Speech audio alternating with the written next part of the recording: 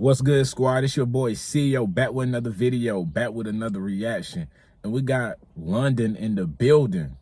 You know what I'm saying? We've been doing Sweden. Now we got London in the building, yo. So if you're from London or you know anybody from London, send this to them. We finna take over London as well. You know, we got Sweden, Norway, all, you know what I'm saying? But now we want London. You know what I mean? So this video right here is London's killer rappers. My bad, y'all. London's killer rappers. And I'm starting at the gangs of Camden. I guess that's a place in London. Yeah, y'all make sure y'all like, comment, subscribe, and we finna go ahead and get into this video, man. Turn them post notifications on. Squad, let's get it. Former gangster Marvin Herbert grew up in Camden. He was suspected of up to 24 murders with his Yardie Hit Squad gang, one of many Jamaican Caribbean gangs that operated in London during that period. Herbert, who is now in his 50s and a reformed public speaker, youth worker and YouTuber. That's Herbert right there, bro.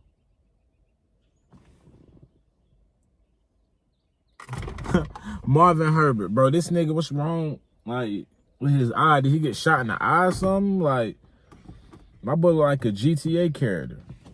You know what I mean?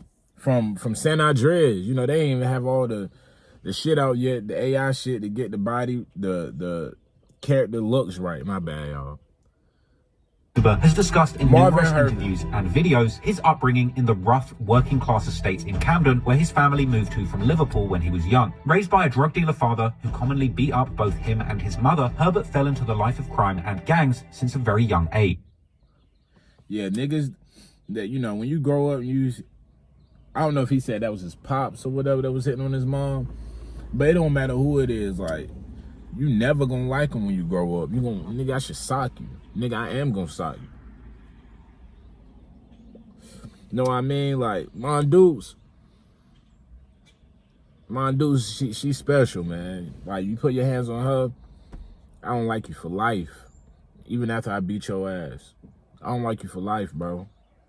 Until he was apparently shot numerous times in 2008, causing him to lose one of his eyes and eventually making him leave the life of gangs and crime behind. Okay, so I was right. He did get shot in the eye. You know what I'm saying? I knew it was something going on, you know. Sorry to the homie, I wasn't making fun of you or nothing. You know what I'm saying? But I knew it was something going on where your eye was over here and I'm right here. You know what I mean? What's over there, gang? 90s, the Camden neighborhood of Somerstown saw many Caucasian families moving out, with many migrant families, particularly Asian backgrounds, migrating to the area and calling it home. Unfortunately, due to racial tensions in the area, this would eventually lead to a race war between the poorest white youths still living there and the Asian youths who had moved in recently. The animosity in the area between these two groups exploded after a 15-year-old white boy, Richard Everett, was stabbed to death by a gang of British Bangladeshi youths who were apparently seeking revenge against another white youth in the area. After this, white youth gangs... Damn, imagine, you know, I know it's about y'all, but imagine if it was black versus white. You know what I'm saying? Like, if us black people was really like, man, we didn't forget that shit, nigga. You know what I'm saying? And some of these white people that was like, you know, nigga, we want it back like the old days. We going to war, bro. We ain't going for it. Like, yeah, back in the day, ancestors and shit, I guess they just dealt with it, you know, like, they had to, or they felt like they had to. I'm one of them ones, bro. You gonna have to kill me. I ain't doing shit. You know what I'm saying? I ain't doing shit. Try to make an example out of me, bro. I'm gonna tell the squad, look, bro, I'm not doing shit because I don't want to. He not gonna make me do it. You know what I mean? Don't think, oh, this is going, nah, nigga. Work if you want to work, but if you don't, you got to know them consequences gonna come with it. You probably get beat. You probably get killed. But, bro, I'm not about to, be in these fields. Nah, bro.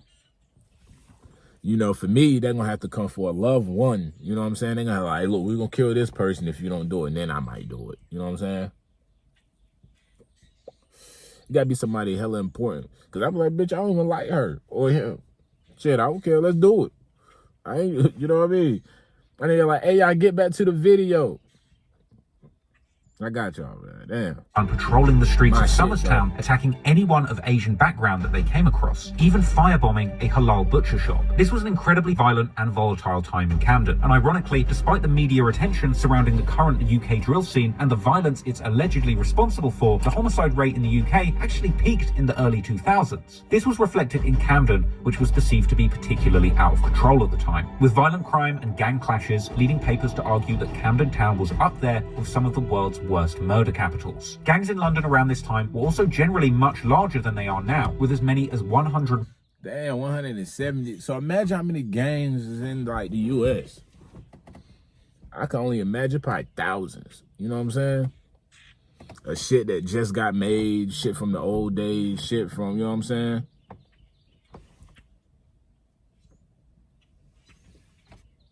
Members in each gang. As one former gang member, Omar Sharif, explained in an insider interview, the gangs back then were often unified under large postcode districts and not single estates or blocks. Gang wars can start over the smallest things or the biggest things. Smallest things could be they were at a club or a rave, and from there someone gets stabbed, and then it's a whole, we need to retaliate, we need to send a message. Yeah, see?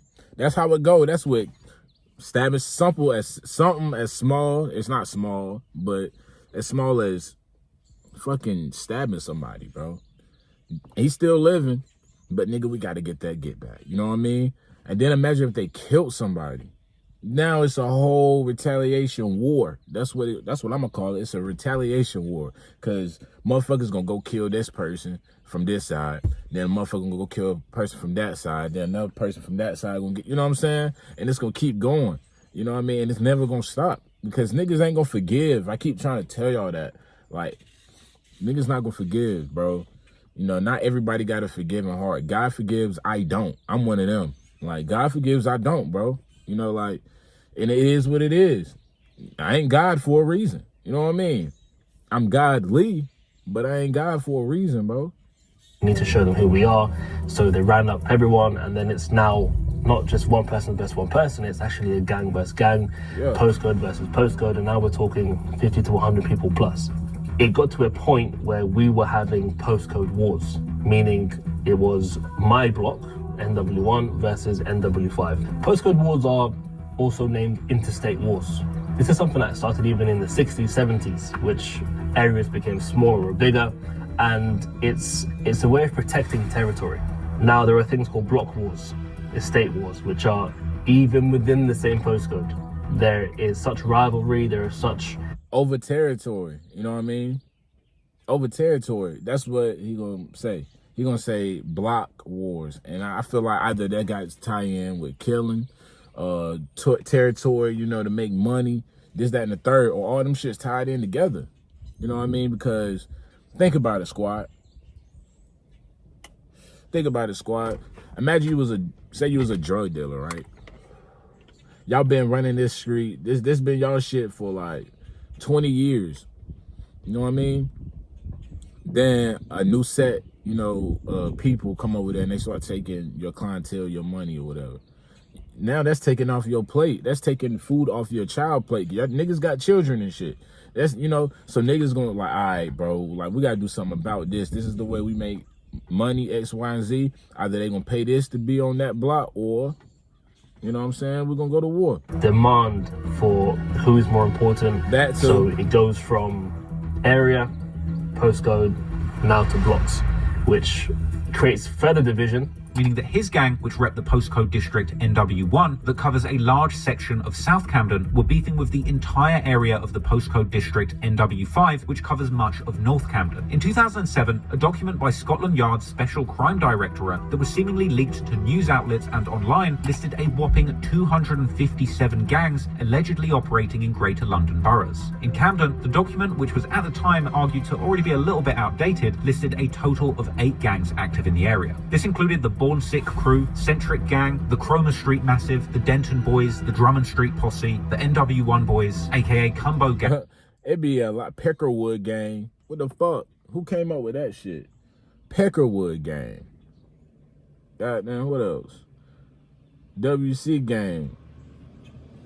I guess Andre Drummond got a damn squad out there. Y'all look at Andre Drummond. Combo Gang. So NW1 is also Combo Gang. Like these names be crazy nowadays, bro. Nigga, I could make up a tangy barbecue gang. You know what I mean? Tangy barbecue gang. Y'all think that shit'll hit? Or Icebreakers gang. Ooh, I like that, Icebreakers. You know, that's the little mint shits. Icebreaker gang. Any of these gangs I'm naming will hit. Because like anything hits nowadays. Like Peckerwood gang, who the fuck came up with that? The Peckwater Gang and WC1. The Drummond Water, Street posse Peckwater. hailed from around the busy Euston train station and were thought to have been involved in Whole time I'm thinking it's Peckerwood, it's Peckwater. My bad, squad. You know what I'm saying? You already know. that 1994 killing of Richard Everett. The group was also allegedly involved in a violent clash with another gang, the Cromer Street Massive, from around King's Cross Station in 2003. In 2006, the Centric Gang received media attention after one of their alleged members, a young student named Mahir Osman, also known as Smiley, was brutally stabbed by alleged rival gang members from Tottenham. According to the news article, Centric... Squad, which one would y'all rather have happen to y'all? Either get stabbed or shot? I'm gonna let y'all, you know what I'm saying, do y'all thing in the comments, bro. Because I'm already knowing what most of y'all probably gonna say. Me, y'all gonna be like, hey, you fucking crazy. But I'd rather get shot, probably. It depends on where as well. You know what I mean? But just say you just getting stabbed in the stomach. You know what I mean? Say you get stabbed in the stomach. That shit gotta come in and out. Oh my God. You know what I mean? With a bullet, that shit could go through and through though. You know what I mean? That shit go through and through. I feel like I'll be G's, but now if it's in there, if it's, you know, it depends. Certain situations. But if it was that situation, yeah, if it goes through and through, I'd rather get, you know what I'm saying, shot rather than stabbed. Gang hailed from the Chalk Farm neighborhood where the famous music venue The Roundhouse is. But according to a childhood friend of Smiley, journalist Ismail Inarche, Centric Gang were a Somali-based gang that had members all over the Camden borough. In 2007, another gang, the Denton Boys, who were from the Denton estate in the Kentish Town neighborhood, were allegedly terrorizing the neighborhood, committing daily robberies and other violent crimes. In 2008, local news and blogs were reporting of another gang called the Money Squad, or TMS, reportedly another largely Somalian origin gang, who were allegedly selling large amounts of drugs around the Camden street markets. That same year, newspapers would also report of an alleged member of the Money Squad, Sharmark Hassan, being shot to death in what seemed like a gang-related incident. Years later, a reformed gang member... This is the first time we heard of somebody getting shot, and we, 12 minutes in, 11, you know, they stab niggas over there in London, I see. Niggas ain't shooting, niggas rather stab you up close and personal. Now that's different. Hey, any nigga can shoot a gun from a distance, you know what I'm saying? Even probably like face to face with a nigga. But when you stabbing somebody and you just, and you keep on doing that, something, that person did something. You know, like, that person did something, like, that's like a way of torture. That's like torturing your enemy, bro. You sitting there, you know that, I feel like that takes a lot of stamina to sit there and stab somebody like 10 times back to back in their body. And popular Muslim motivational speaker and social media influencer Abu Taymiyyah Jailani would talk about his time in Camden gangs, describing it as postcode wars, but also mentioning how his gang was mostly Somalians and Yemenis from Kentish Town, whereas their ops were African-British guys of a mixed race heritage. Those who I used to hang around with mostly like Somalis and Yemenis. Okay, he was more situated in Kentish Town, but used to come to Camden a lot because the other elders were there. We was trying to, at that time, rep this postcode called NW1, and we used to fight against these African British guys, mixed race guys, all because of a postcode. I have all these scars on my head, on my body. A friend of mine was shot, and this was in Camden. And it was the reason as to why I left the streets. Another example of how race and ethnicity have for the longest time been central in igniting Camden's gang conflicts is a 2009 local news report identifying so-called no-go zones in certain... Oh, Peckwater, is that like a damn, so that's a damn motherfucking, like, damn, look like Section 8 apartment buildings, shit like that. But,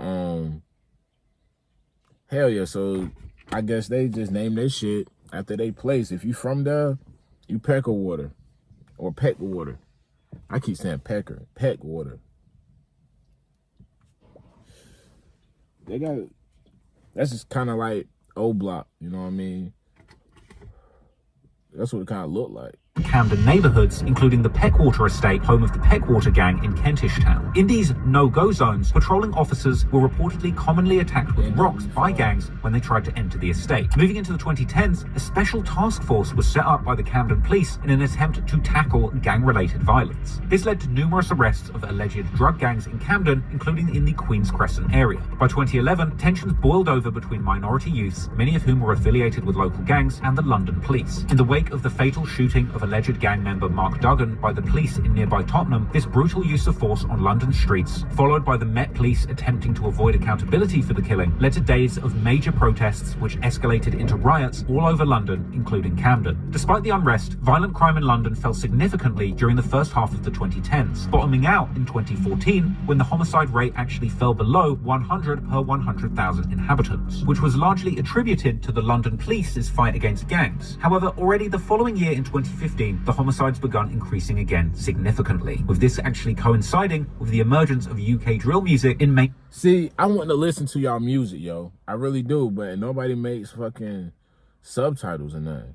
And then, like, some of these niggas that speak kind of English that I can tell, like, I can hear, I mean, like, it's not even clear enough for me to, like, break down what they saying, you know what I mean? So if anybody out there, my bad, y'all, anybody out there make English subtitles for UK drill, y'all let me know, bro. I'm trying to see what's up with it. Extreme London youth culture, as artists such as the 6-7 Crew and Harlem Spartans begun to gain popularity throughout the city, giving the whole world a window into life as a young gang member on one of London's many dangerous estates. These early pioneers of the UK drill genre and the beat makers who brought these lyrics to life eventually led to the distinctive sound of UK drill being born, with the sliding 808s, wavy percussive patterns, and creative snare placements that made it a unique sound and eventually a global movement. As the sound of UK drill would later spread to the projects of Brooklyn and the Bronx in New York. One thing, yeah, they do. See, that's one thing they got in common. You know, the drill over there. They fuck with that New York shit. For real. They sound like New York type of rappers anyway. Like the beats and everything. But fuck, what was I about to say? Oh yeah, I didn't think it was a lot of black niggas from London. I'm gonna be real. They are like, nigga, you dumb. Hey, I just didn't know. Now I know. I see a bunch of niggas. Influencing some of the Big Apple's most prominent drill artists like 22Gs and Pop Smoke. Also in 2015, many news outlets began reporting on maps published online showing the alleged territories of different gangs in London. One of these maps is still available and appears to list gangs in Camden such as the QC Blocks, Camden Marleys, Somers Town, Cumberland Street Posse, My bad, squad. Y'all fail and shit. But let's get back into it. Somers Town, Cumbo Blocks, Drummond Street Posse, Cromer Street Massive, and Agar Grove. Interestingly, many of these same gangs are mentioned in a 2019 Guardian article about knife gangs in London, which actually prompted a gang expert and former police officer from Camden to comment on these gangs on Twitter. He would dispute some of the information provided about the gangs in Camden and elaborating on how QC and Agar Grove were fraught with infighting, ultimately concluding how things turned for worse after 2014 when new gangs arrived in the territory of Camden all around the same time as an important gang police team was disbanded. It's around this time that the gangs involved in the events of this video begin truly getting active in the streets of Camden, as young men and teenage boys from the area would get sucked into the local gang politics and their deadly conflicts. In this story, there will be many names of many young men who played a role. Yeah, man, if these rappers, bro, y'all need a damn Tommy in. You know what I'm saying? With this UK shit, who was this nigga all the way on the bottom, third row? Nigga masked all the way up. AGB CT1 SFSG NRB 71st. These are all squad. The war playing out on the streets, as well as in the recording studios where those battling for dominance on the streets of Camden would boast and brag about their activities on the roads. However, there's one name that stands above all of them when it comes to brutality and notoriety. That's a young man by the name of Tariq Kennedy Mangal Monteiro. Oh yeah, his name's Tariq. Oh yeah, I know he on Demon Time. They say, yeah, it's one that stands out. This nigga named Tariq. How many damn names this nigga got? Tariq Kennedy, Manjil, Montero. The fuck? You might know better, the suspect.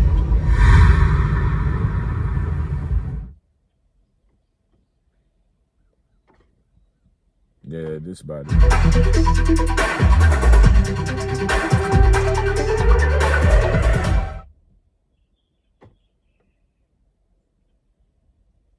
Hey, if your partner is being secretive with their phone, you need to do this now. Most people... And motherfuckers be watching that shit, bro, and getting, like, what the fuck? Who the fuck does that? Who does that? They need to stop promoting ads like that. Like, what the fuck? Suspect, real name Tariq Monteiro, was born on February the 27th, 2000. Suspect is often thought to be of Somali descent due to his many close friends being Somalian, and he's even known to use the language. However, his parents are often claimed to be of a Moroccan and Cape Verdean or Guinea-Bissauan descent. Thus, his last name Monteiro, which has Portuguese origins, as Cape Verde and Guinea-Bissau were once both Portuguese colonies. Yet others seem to think that his last name is... I'm gonna get into that tomorrow, cause they act like this nigga hella important. So I'm gonna make that whole video about him. So yeah, squad. And my phone's about to die anyway. I'm on 1%. But yeah, squad, y'all let me know what y'all want to see next. And the London, like, rappers, UK drill rappers, y'all put me on. You know what I'm saying? Only English subtitles, though. And if it's clear enough English for me to understand, you know what I mean? But until then, I'm going to get at y'all next time. You already know what it is. Squad.